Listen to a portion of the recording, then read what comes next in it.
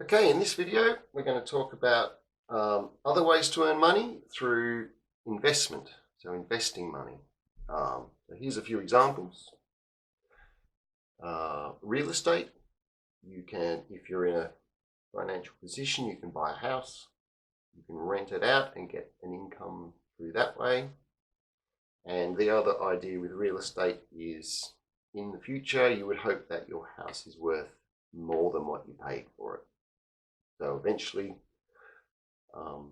as you 10 years down the line, if you sell the house, you would hope that you get more money than what you paid. This next one, investment. We'll talk about that in a later video. That involves putting money in the bank and earning a % of interest based on the bank using your money to earn profit for its company, and it gives you a little bit of interest. Collectibles is things like antiques, stamps, coins, things that aren't going to lose value over time, and maybe even a musical instrument. And the idea is you pay a certain amount of money for it, and in the future it's worth more, and you sell it for a profit and you make that little bit of money. This video is going to be focusing on the stock market. And so this is talking about buying shares in companies. This video is by no means a comprehensive explanation of how to invest money in the stock market, but it sort of talks about the numbers that you see and how they measure the value of companies and what people earn by investing into company shares. So this is mainly focused on the stock market.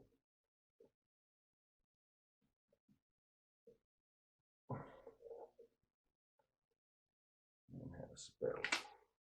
Okay, so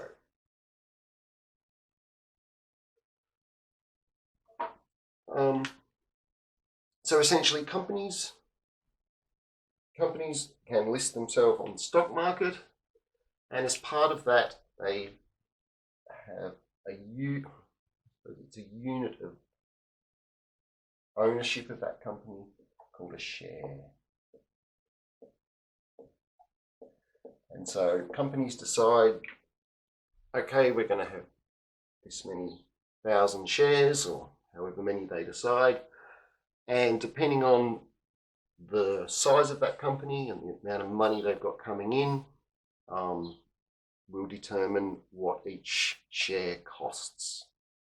So some companies might have lots and lots of shares and they don't cost a lot to buy, whereas some will have less shares and they might cost more to actually buy into that company. So it's essentially a unit of ownership.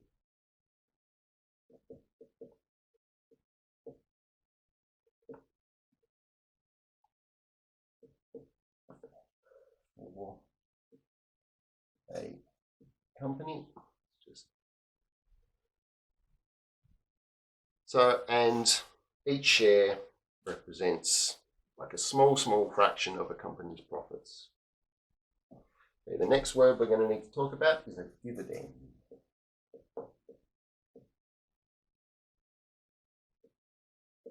A dividend, remember we were just talking about the company's profits. If you own a share in a company, then every year out of those company profits, every shareholder is given a small amount of money simply for being that shareholder. So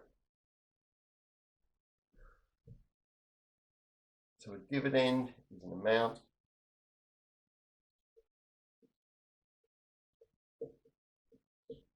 money paid shareholders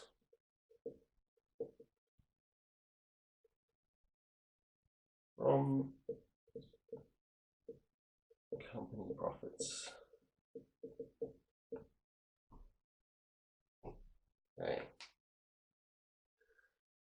I suppose another bit of terminology is brokerage.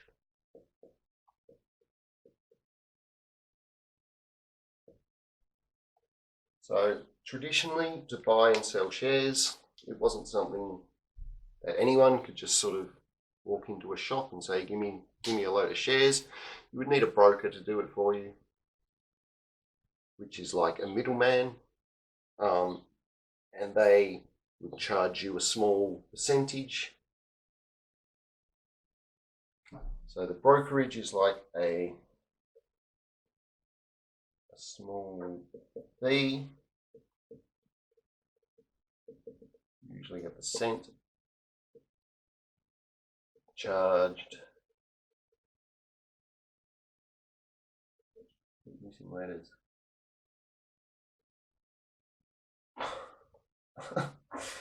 Charged in shares are bought.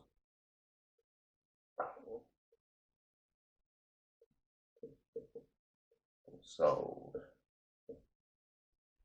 So that will sort of come into the more complicated questions that we get, but on the most part, we probably won't worry with that. And nowadays, people can buy and sell shares through apps on their phones. I'm sure they're still paying a very small percent to make that sale or purchase. Okay, so we've got some formula that help us work out what the numbers are. Okay, so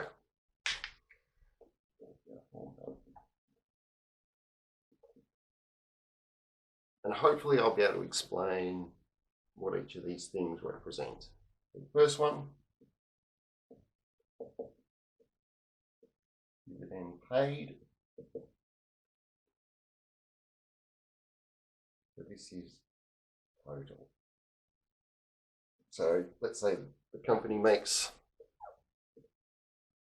$1 million profit, and they decide they're going to pay half of that out to their shareholders, the other half they invest back in the company so that next year it's worth more.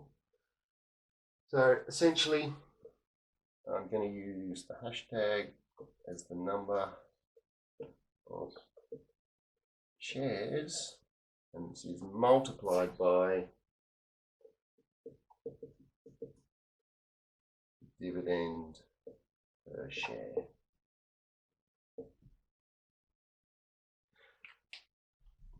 So just wrapped up in this, if you know the dividend, the total dividend paid, and the number of shares, then the dividend paid divided by this is going to give us dividend per share.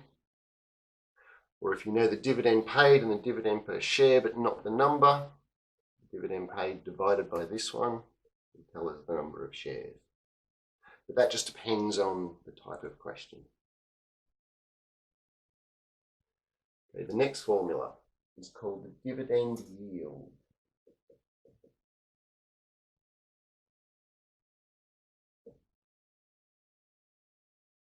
And this is always written as a percent. So in this formula, we're going to multiply by 100, and that's turning the number into a percent. So the dividend yield is this one, the dividend per share,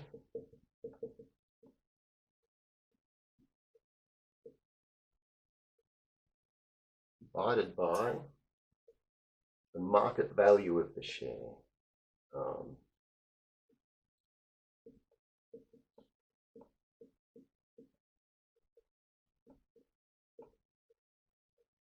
And then we're going to multiply that by 100 to turn it into a percent. So the dividend per share is what the company pays shareholders. The market value of the share is how much money each share costs. how much you need to spend to become a shareholder. Now the dividend yield, it's usually quite a small number, and it essentially reflects for every dollar that you invest in buying shares, it tells you how much you are going to earn, how much you get paid for basically holding on to those shares and not selling them. So it's a reflection of for every dollar you invest, how much do you get back? And because it's a percent, it tends to be, you can either think of it as for every dollar you invest, how many cents you get back, or you could think of it as how many, if you invest $100, how many single dollars you get back. So a company that's good to invest in will have a big dividend yield, because that means you get more back for each dollar that you invest. So let's just write that. Big is good for the dividend yield.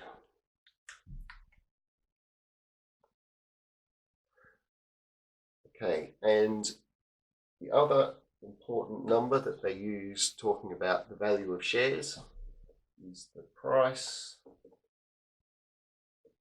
per earning ratio.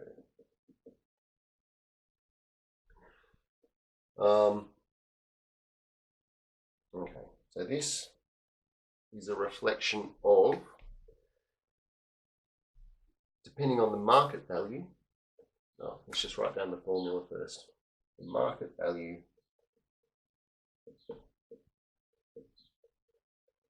divided by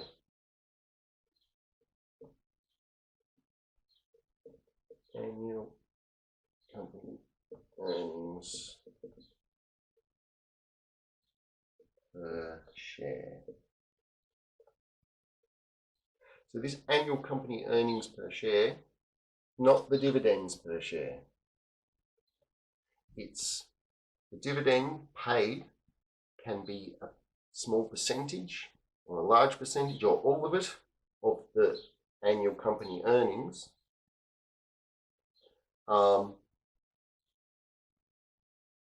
But sometimes some of the company earnings are held back by the company to reinvest. So this annual company earnings is just another little sub.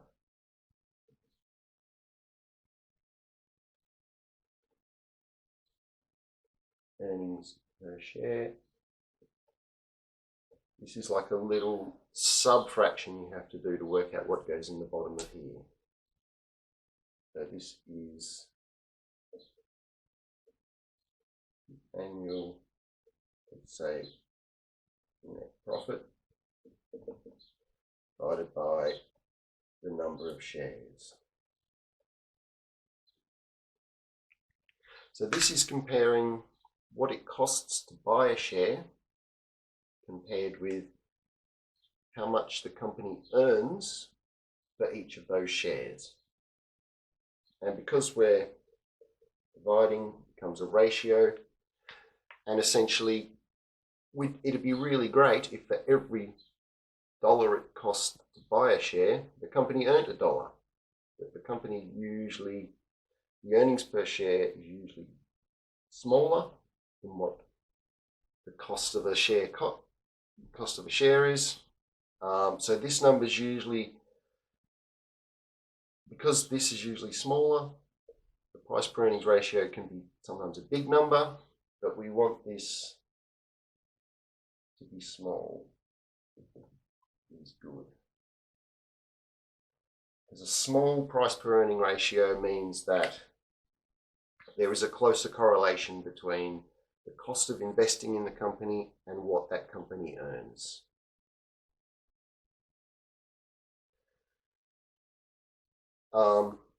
This takes a bit of a while to wrap your head around.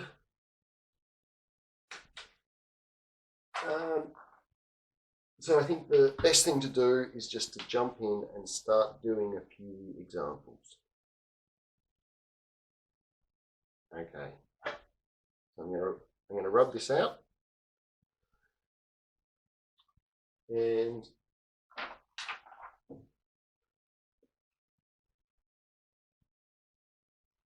we'll jump in with some questions. Okay, so this is the first question is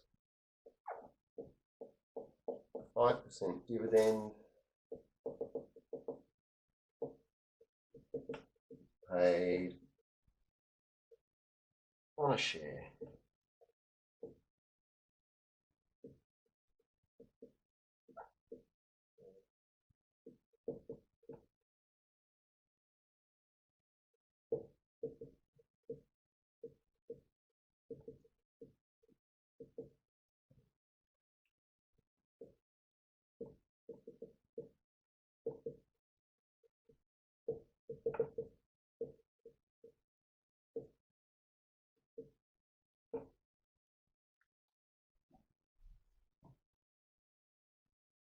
Okay, here is the first example.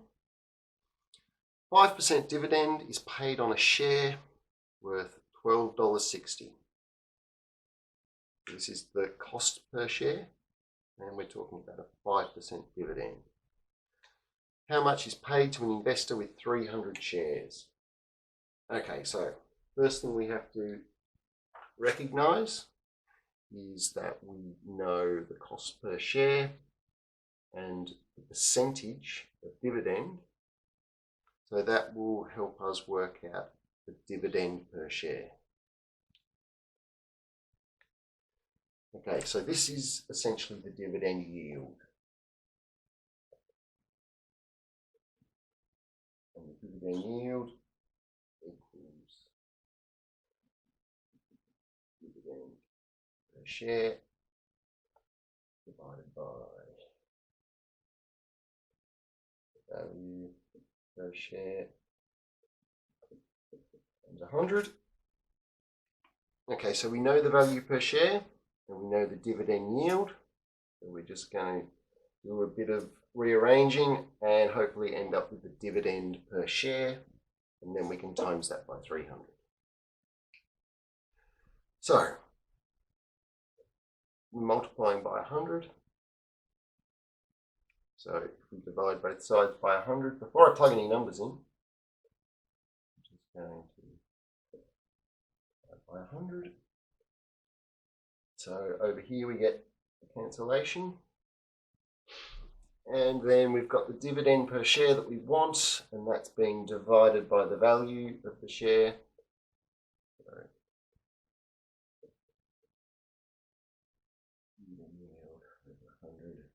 I'm going to multiply both sides by this. Share.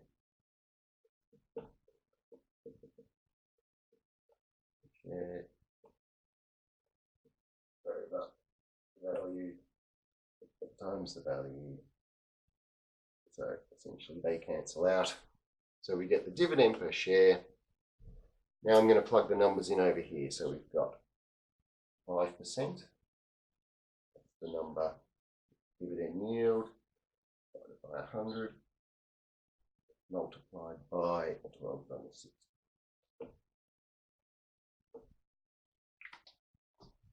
So 100 times $12.60, and so I get 0.63. So that means this company is paying out 63 cents for every share. So to answer the question, we need 300 and 0.6. So essentially, this investor receives $189 as a dividend payment for their 300 shares. And that's just for not selling them.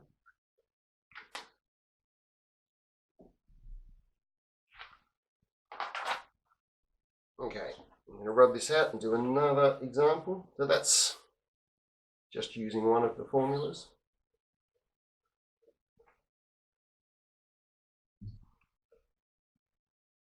Okay, so the next one, an annual dividend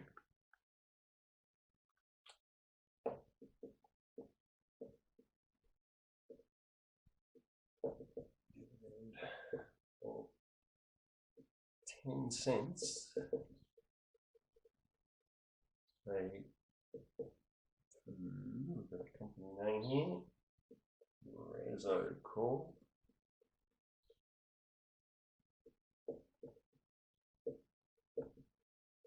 Shareholders find. The first one is the dividend paid to a shareholder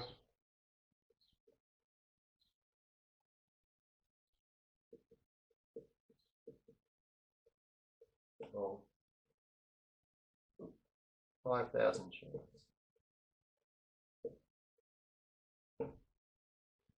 Okay, this is pretty simple because we already know we're getting 10 cents per share.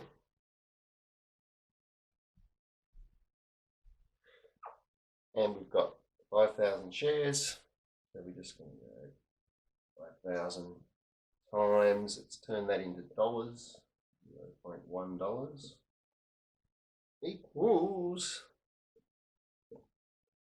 $500. That's pretty straightforward. So the next part of the question, this is to work out the dividend yield.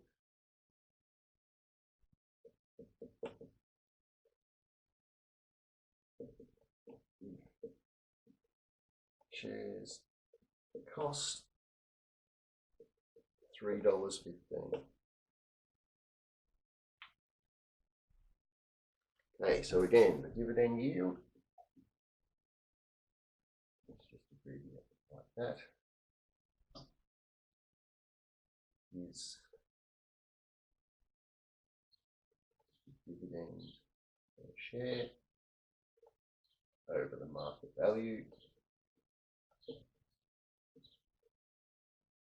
times 100, and that just turns it into a percentage. So we can jump straight in. We know all the numbers here. We've got 10 cents on the top, $0.1 divided by $3.15 times 100. The dividend yield is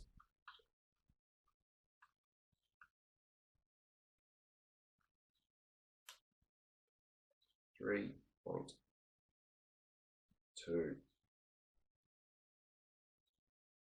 Let's say 2, 3. So I've rounded up that a little bit. So that essentially means for every dollar spent buying shares, you're likely to get 3.23 cents back for each dollar.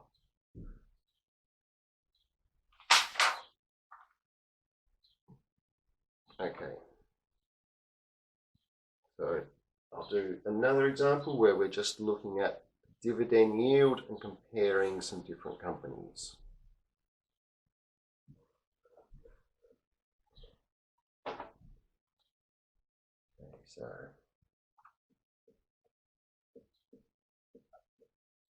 lots of lot productions.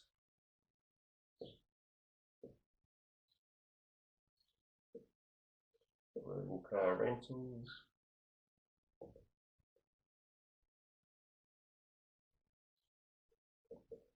It doesn't really matter what they're called, but we're just interested in the numbers. Okay, so we've got 3 different companies, and this is looking at the dividend yield. Let's just write it down again. So this equals the dividend per share divided by the market value times 100. So we're going to be doing this calculation for these different companies. The market value, dividend per share, and then we're going to be working out the dividend yield. So our example, $20, $30. Dividends, dollars.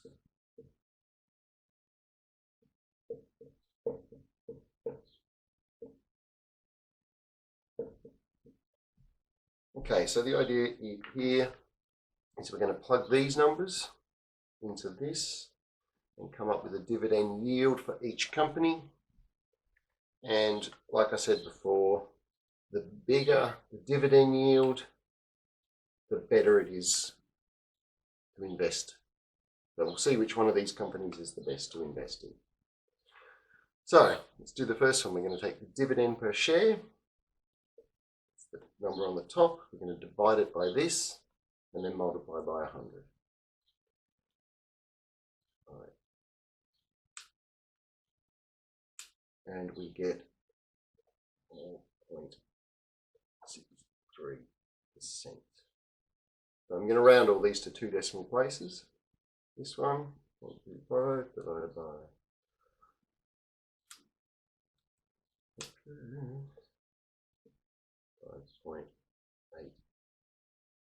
5.81%, and last of all 0.12 divided by 2.15.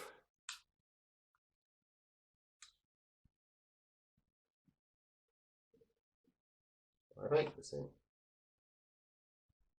I've taken this number, divide by this number, multiply by 100. So this allows us to compare, because the share value is different, the company pays a different dividend. It now allows us to compare these companies on an even playing field, so to speak.